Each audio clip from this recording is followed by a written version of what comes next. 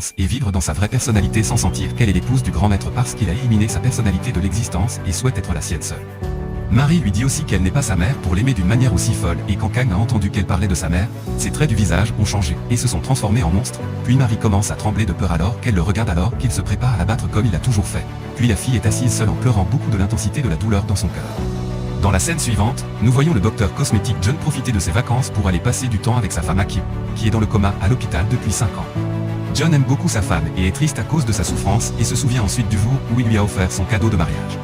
Le cadeau n'est pas aimé par Akion et elle lui dit que son goût est mauvais comme d'habitude et parce que John était un homme romantique et l'aime beaucoup, il lui dit que son goût est très beau car il l'a choisi pour l'épouser.